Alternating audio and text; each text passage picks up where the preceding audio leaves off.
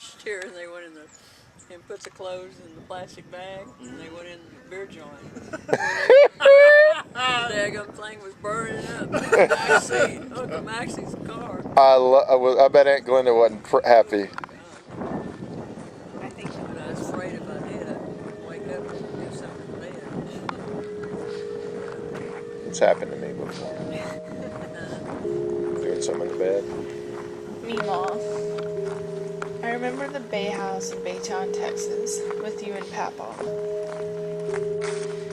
I remember racing up that big hill with Jess and Jen, collecting sea glass down by the shore, and daring to go all the way out on the rickety pier, them always getting mad at me for acting like I was going to push them in. I remember you would call us for dinner and had us wash our hands and get our plates ready for your homemade lasagna, the recipe passed down from generations before. I remember the smell of the Bay House, the smell of love and family, and the wonderful meals that had been made there.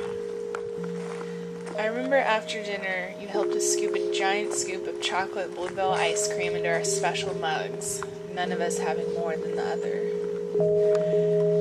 I remember we would sit around that oval wooden table and play cards like Slapjack, War, and Old Maid, and I would win, probably all the time. I can still remember your voice saying, "Your time," and remind me that it was my turn.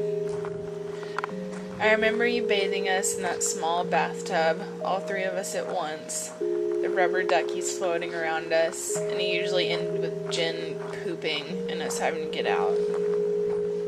I remember walking outside together, hand in hand, with our matching jammies, under the moonlight down the long driveway to the motorhome, where we would all sleep and have a slumber party.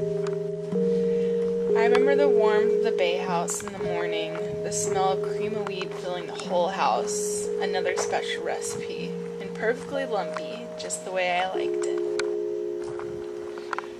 I remember you being at some of my soccer and volleyball games, and sometimes even yelling at the referee a little bit when the calls didn't go our way.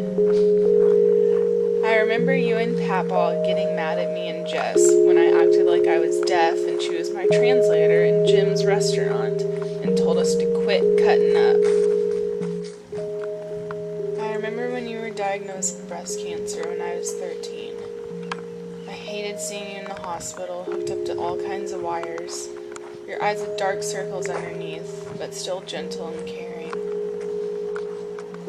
I remember getting back in the car with my dad and crying with him that day. I remember you beating breast cancer, all of our prayers answered, and getting stronger every day. I remember you being diagnosed with breast cancer for the second time. I remember Papaw's funeral, how you stayed strong, thanking each person as they came to you paying their respects. I remember you getting sicker, and my dad saying that it might be your last Christmas. I remember you always wanting to help people, refusing to rest because you were that selfless.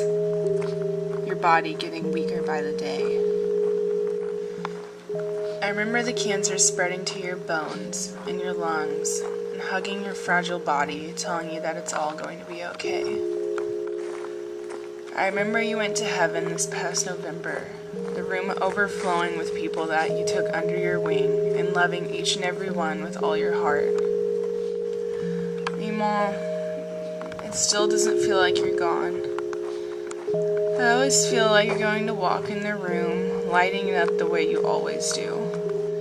I know that you're in heaven with Papaw, both healthy and no burdens or no sadness. I can't wait to be with you in paradise. I think but I was afraid if I did, I would wake up and do something in bed. It's with her, and she got back in that car, and she got every one of them chickens and threw it at her.